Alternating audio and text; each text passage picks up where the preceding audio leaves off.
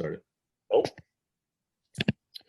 okay, everyone, we're live. So welcome to episode 2 of our second season, where we're talking to some overseas guests working in the game professionally. So today we have Ryan. Ryan, welcome. So to those at home, Ryan has worked in both academy settings and now first team at Hull City. Ryan's gonna, he has really good background knowledge in strength, power, and speed, and then also he has worked to, at the under 18 level, trying to prepare those players for under 23s and first team. So there's going to be a lot of gems here for those listening at home. So Ryan, if you don't mind, just kind of going in more detail of your background and kind of intro yourself, and then we'll get down into the meat. Perfect. First of all, lads, thanks for having me. Appreciate for asking me on. So yeah, I suppose it's been quite a journey so far to where I've been up to. So I'll kind of go back to the very start where kind of all started. So done a degree in Liverpool John Moores University in sport and exercise science. And I suppose, if you want to call it, the kind of love for strength and conditioning came throughout that, taking part in the strength and conditioning internships run through the university setup. Just kind of a bit of a fascination in terms of how stuff in the gym could transfer to performance as well, especially building towards like an elite environment and trying to develop an elite culture. So I think after that, it was the first year of an MSc Masters where I met Mario. So I decided to take part in that, which was great. Really kind of delved into the developing physical outputs to transfer to team sport or any athletes in general. And that's kind of where the kind of journey really started. From there, so that was a year Masters. Towards the back end of the Masters, I went home and took part in a strength conditioning internship at Ulster Rugby back in Ireland. So obviously throughout university, I didn't have much of a chance to get home because I was in England. So I decided to take that opportunity going back. And that was kind of the first time I really stepped into kind of elite environment and how much detail it really went into, obviously developing strength, power, speed. Really got a different view from it. Obviously, there was a lot of multidisciplinary work between multiple departments, and that was where I really decided, okay, this is the route that I want to go down, especially working in a team sport environment, because I know a lot of S&C coaches branch off and work in the private sector, and they work with one-to-one athletes, but then within that team environment was kind of where I see myself, whether it be in rugby or team sport or football, whatever it is. So from there, when I finished my internship with Ulster Rugby, I decided to go back because the opportunity in Ireland wasn't great, to be honest. There's not many elite clubs where full-time S&C coach would be a recognized profession, especially in Ireland, just due to the sheer size of it. From there, went back to Liverpool, was kind of in that kind of gray area where I was like, what job will I have? What will I do? And fortunately enough, through the internship that I was on the Master, was on Carl Evans. He's now a lecturer at the university, or at John Moores University. He got in touch with me, said there was an opposition at Crewe Alexandra Football Club, and it was actually Mario's role that I took. So Mario left, he went on, the job came up again. I came back over to England because I knew if it was going to be in England where all the where there's so much sport going on, it was the place to kind of start my career. So I worked part-time at Crewe Alexandra, working, I say, 3 to 4 days a week on kind of the big days, the big gym, the big pitch days, just to provide extra hands. Done that for about 14 months whilst working in a bar as well, kind of to fund my living in England at the time, as it wasn't a full-time position I was in. From that, I was fortunate enough to get a position at Sheffield Wednesday Football Club, big football club in Yorkshire. At the time, they were in the Championship. They're currently in League One at the minute. But I was there for about 2 years. My kind of main job roles there was elite sports scientist within the academy. So it was working with the 18s predominantly, but there was a lot of cross transfer between the under 18s, under 23 squad. And the main goal just to prep them for first team football, and obviously along with the multidisciplinary staff, trying to develop them from a tactical, technical and physical point of view. Obviously from myself, it was more the physical side of stuff. So downloading GPS, interpreting GPS, speaking to the coaches in terms of manipulation of small set of games, large set of games to get different physical outputs, and then I suppose the gym side of stuff. So profiling lads, grouping them together, and again, just as a staff, just trying to build them to try and get to a first team environment. Whenever the majority of that role was done during COVID. So at the time, like I was there for about 6 months, and then COVID hit. So it was a bit of a mad experience because I went back to Ireland for 4 months, kind of working remotely. Obviously, there was a lot of restrictions here with COVID. And then when I did go back, there was still a lot of restrictions. So again, matches were indoors with small group training. From a logistical point of view, it was very difficult in terms of gym equipment, and because we were on the same side as the first team, so it was tough to like get the lads in the gym as a group, get them the frequency and exposure they needed to actually develop. It was quite tough. And then whenever stuff started to pick up and stuff started to open up, there was a job came up at Hull City with the first team. I thought it'd be a great opportunity to kind of progress. I applied for it and was fortunate enough to get it, and I've been there for about a year now. So currently at the minute, working as a first team strength and conditioning coach for Hull City Football Club championship team. And yeah, it's going really well at the minute. It's going really well. Mm-hmm. And you've just started your second season, right?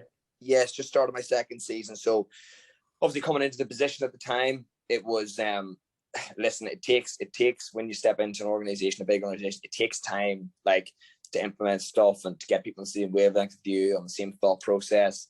But yeah, it's been great so far.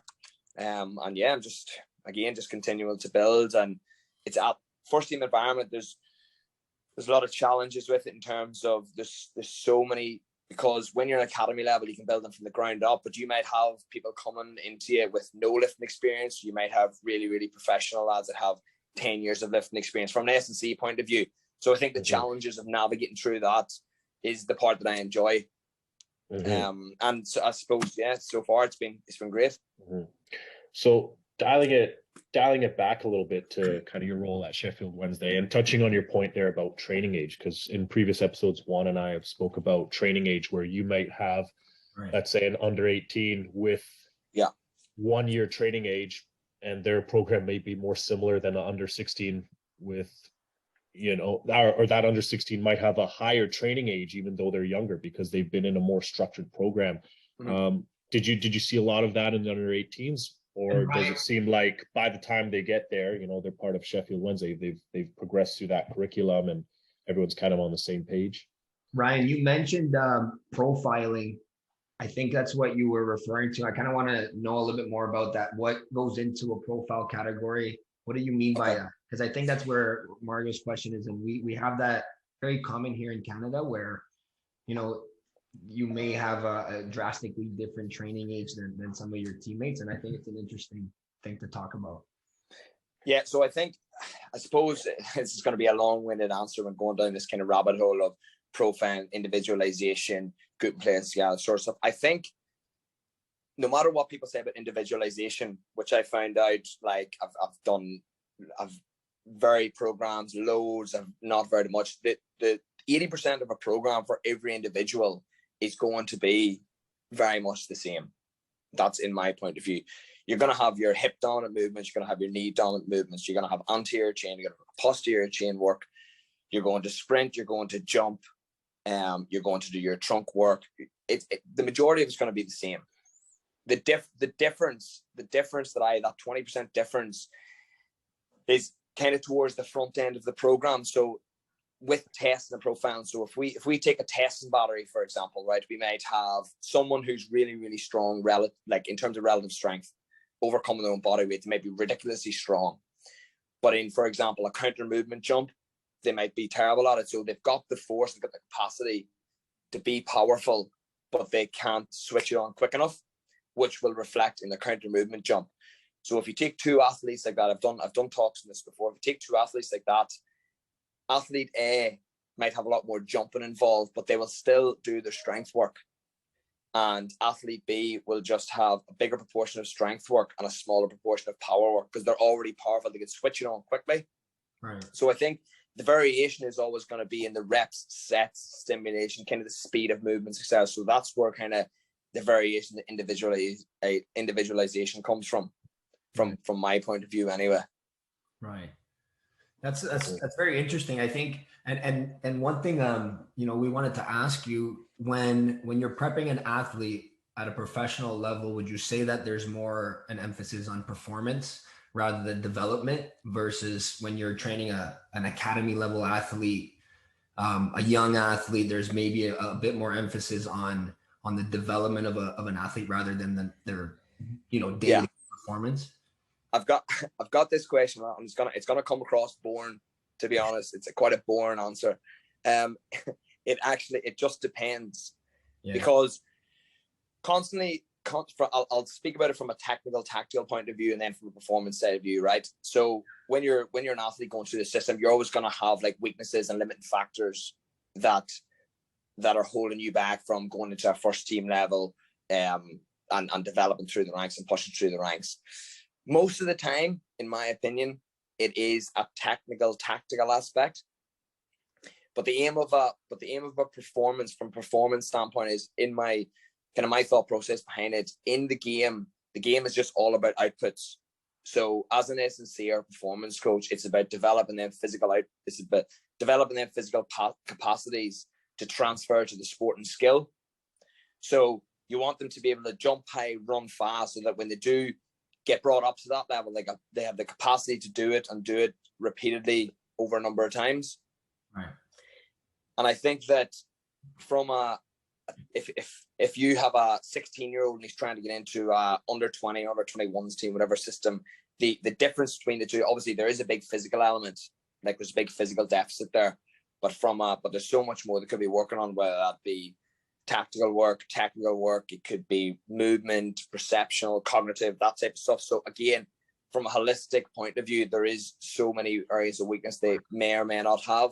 But I think going from an S&C point of view, and obviously I'm coming from S&C bias, the sooner that these youth athletes develop the physical capacities, if they are, for example, squatting 2 times body weight and jumping 50 centimeters by the time they're 18, they can just reduce the amount they do of that type of training, and just work on their technical, the limiting factors actually holding them back from being a professional level athlete.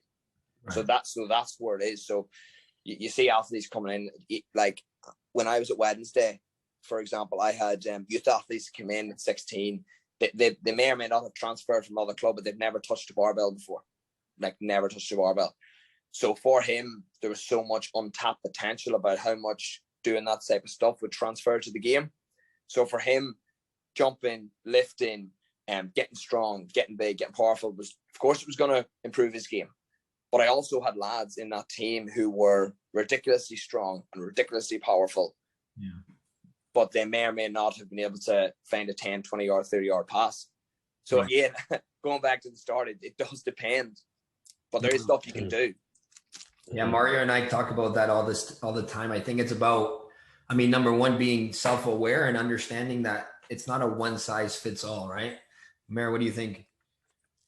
Yeah, no, I agree completely. And one thing I found interesting and I really like how you put it, if you can kind of coming up through an academy, not everyone has that opportunity to come up through an academy system, but taking care, going through a physical development curriculum during those young ages, so that when the time comes, you're physically ready and you can just really hone in on your technical and tactical development.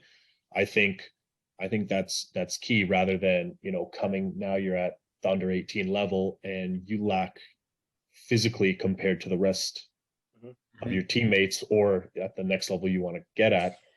It's much harder to catch up then, versus if you're young. And realistically, Ryan, like that academy athletes coming up, like it could be easily as 2 30-minute sessions a week as they come up through the academy. And like 100%. How easy is that to implement, and having a long-term athletic development in mind, versus, some people think it's got to be like these heavy gym sessions, 90-minute, 2-hour sessions, and they're worried it's going to take so much time away from the pitch. But really, if you do it little by little, small sessions as they develop, and it's age appropriate, and everything's kind of developed at the right time, it doesn't take away from the technical, and if anything, it'll support their technical development, especially once they have that foundation.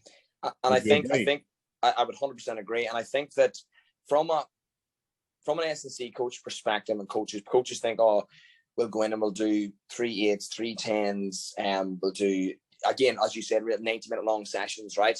I would rather literally a 30-minute session, 3 sets of 10 on extensive plyometric work to get your tendons prepped, right?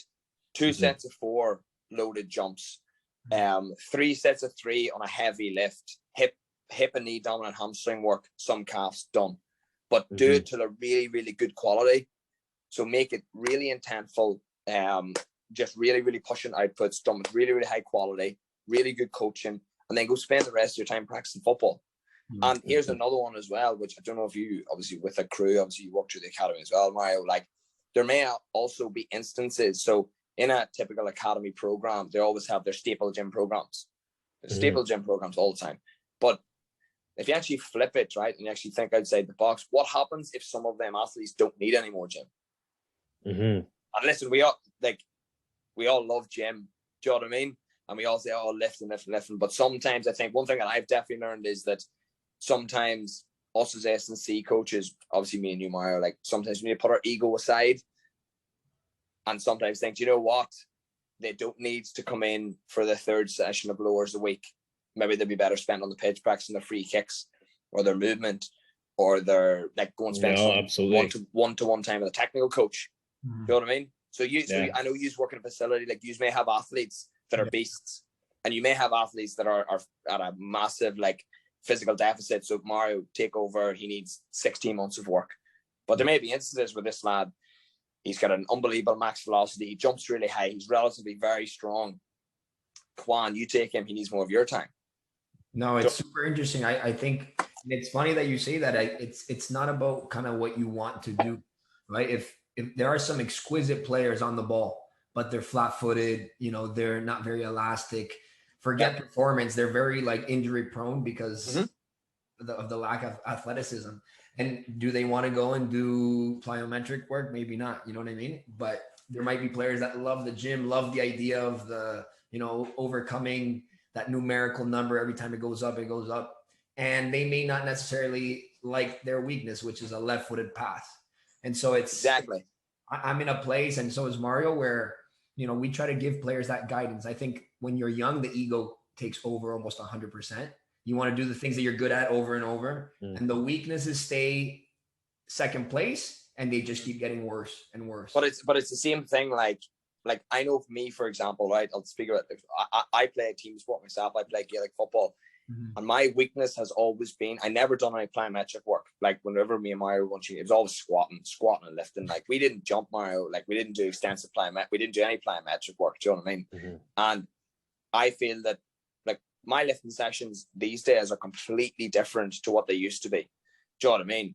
And I think one thing that people one is an art as an S&C coach is that understanding dosage with individual athletes. So I have athletes that let you go in, lift 2 2s at 85% and bounce. Do you know what I mean? 2 sets of 2. Do you know what I mean? That they're still getting that stimulus. And they might superset that was like a contrast. So they might go 2 2s at 85 to 90%. They might go into overspeed banded jumps. They might go into a drop jump, and they might do 2 sets French contrasts, hip knee dominant work calves, and go. They've covered everything there. Do you know what I mean? So again, it's understanding the athlete and understanding the dosage that they need to develop as well. You said it, and I think you said it so well. It's a skill set. A good coach is able to provide that dosage, and you said it's universal. There's so many things that are universal. It's how you then play around with how much of something that I think really shows your quality, right?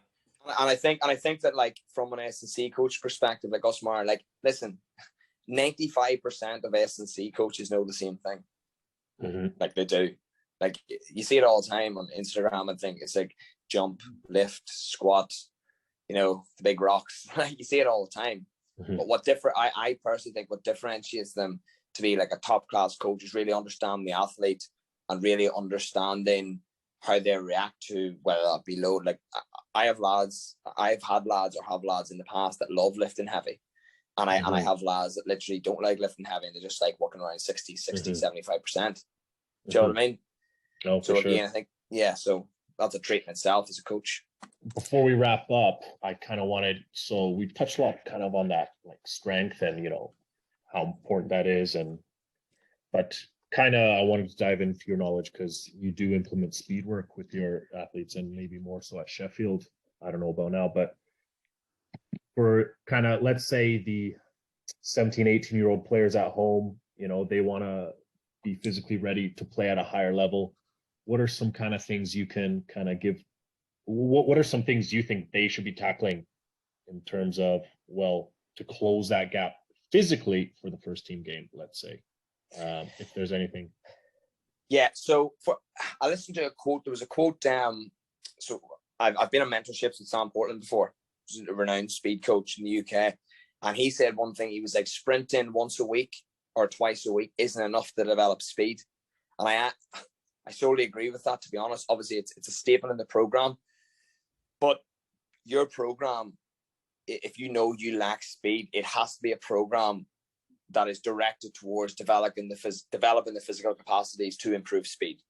So whether that be, so then you can cut that in two, for example, if you're an athlete. So you might be really, really quick off the mark. So you might be really good at overcoming your own body weight as quick as you can off the first 2 or 3 steps. But at top end speed, you might be terrible. You might have a really bad cycle, really bad running mechanics. You might be really slow at getting off the ground. So that's how your program has to vary from others. So you have to, if you're a youth athlete, some advice, you have to find out what you're bad at. So is it jumping? Is it sprinting? Is it off the mark? Is it change of direction work and then tailor towards yourself? And I do think that one thing that I have learned, like youth athletes should be doing some sort of power development or rate of force development stuff every 48 hours, 72 hours, whenever the system's refresh. So you can't do it every day because you'll blow up and get injured. But they should be hitting that stimulus every 3 days minimum in terms of like to increase outputs and push that needle. Because at the end of the day, it's going to be them defining moments that make them get out in front of a defender, get in behind a transition ball over the top, jumping, holding up ball play, whatever it may be, whatever is linked to their position. But at the end of the day, people talk about position-specific programs, but at the end of the day, everyone wants to be fast off the mark. Everyone wants to be able to jump high. It shouldn't differentiate that much between position, to be honest with you. Exactly. And so, like you said, so even like a small dosage, as we mentioned before, a small dosage twice a week is enough over time to improve this. Now, I want to kind of go in more detail. Can you give an example of real explosive work or real power exercises, not some of this stuff where people will think they're doing power exercises, but it's some very submax or some very poorly done explosive exercise, and it's really developing nothing? Can you give, an example, like what is a maximal intent, power exercise that's simple that they can do at home for them to really understand, okay, that is power work, and that will transfer to that explosive movement, whether I am beating a player or I'm tracking back and I'm going to make a tackle, getting in the air, and so forth. Yeah. So if we take acceleration for an example, right? So we want to think, what is acceleration, right? It's a powerful hip extension. And it is also, you need to be real stiff on the ground. You need to have a real stiff ground contact to transfer that force into the floor. Okay. So if you break that down, there's two movements. If I had to give advice on what movement to do, I love a loaded jump. So a really heavy, explosive loaded jump is going to transfer. So it gets the system stimulated. It's done really well with intent. It transfers really well to jumping and acceleration. So a heavier trap bar or dumbbell jump, you'd say? I wouldn't go with the dumbbell jump, to be honest, because if I had to pick, depending on the age of the athlete, let's say. Depending on the age of the athlete, but if you think under 18s trap bar, under 18s trap bar, or a squat, or a kind of explosive squat. But then again, a lot of people depend on the lifting experience, don't like axial loading, which one thing I've learned. So like people, like I love an explosive squat. Do you know what I mean? Working around 60-70% intent.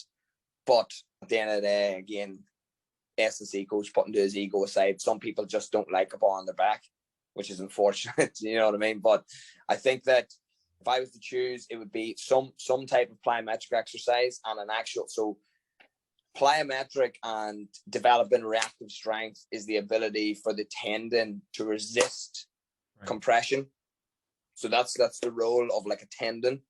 So when you're doing plyometric exercises, it's really, really important that intent with getting off the ground is really, really high. So like for people saying we're doing a plyometric exercise and then there's a video of a box jump. Like that's not a plyometric exercise. No, it's not. You know, it's a ballistic exercise, it's a projectile. Do you know what I mean? So something done like a depth jump or drop jump, depth jump, whatever you want to call it. I know people mix them terms about. But I do think like the plyometric side of stuff, the velocity of movements are so they're great movements to transfer to performance in terms of developing overall athleticism. If you try, like Mario, when you came over to me a couple of months ago, we tried single leg tuck jumps. And if you try to do a single leg tuck jump with intent and try and get off the ground, your calves and your shins are screaming. Like that's an explosive movement that will develop stiffness, like, you know? So to recap, something just simple but done with max intent. Getting off the ground as quick as you can for that stiffness and getting as high as you can for that, maximum, explosiveness. And it's such simple exercises, but they're so effective and way better than anything you'd see on Instagram. Yeah, of course. And I think that some people like to stay away from load, and a lot of the exercises you see on Instagram are towards the like dumbbell jumps and like banded jumps and stuff like that. Do you know what I mean? But load it up and move with intent as well, because you're missing the force element of the force velocity curve there. But I think that, and again, I think one thing that, like stepping outside of the S&C talk, I think one thing that's so important is consistent exposure. Right. So some people will do a 4 to 6 week block, and that's what, to be fair, that's what bugs me about programs. So it's like, an 8-week strength and power program. Like, you're not going to develop that much after a 6-week PDF strength and power program. Do you know what I mean? If you just how much of that you're going to lose after 3 weeks when that program's done? It's got to be year round. It's got to be exactly. It has to be year round. It has to be, the intensities have to undulate. You need to mix it up. You need to change the exercise. It's consistent exposure, because again, you're trying to develop a lifestyle to be an athlete, not just like a 8-week program. I think that's the best way to put it.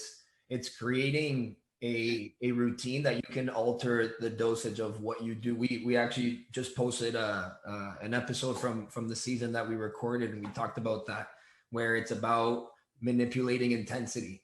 Right? If you're going to go do plyometric work, don't waste your time and do it slow. So you're just doing work, and now you're just accumulating volume. You're just creating fatigue. But I really like the fact that you mentioned it earlier in the episode, and I think it's a good way to wrap up, where it comes down to, at the end of the day, you have to play football. The idea of training is applicable to all positions. Everybody needs to be fast. Everybody needs to jump. Everybody needs to be explosive. Everybody needs to be fit. How you then use those athletic qualities in your position is obviously what differentiates you from the rest. But exactly. Footballers first, everything else makes you a better footballer. It's there to enhance the performance, right? I agree. Perfect. Yeah. Okay. 100%. Cool. So just to wrap it up, Ryan, I think this is a really good chat. I think maybe a part 2 is in order down the line. Just kind of close off. Where can people find you? So I suppose my main kind of point of contact would be Instagram. It's RD Performance. So Ryan, some people think it's OR because of my accent, but it's R for Ryan, D for Devlin, and then Performance. And that's how you find me. You'll find me like. And for those at home who don't understand him, he's Irish and he lived in Liverpool for like 8 years, so he talks very different. What an attractive accent. I'm sorry, we might have to put subtitles on this one. Yeah, you might have to. Thanks, Ryan. Appreciate your time, man. Perfect, man. Not a problem. All right. Have a good day, gentlemen. Take care, guys.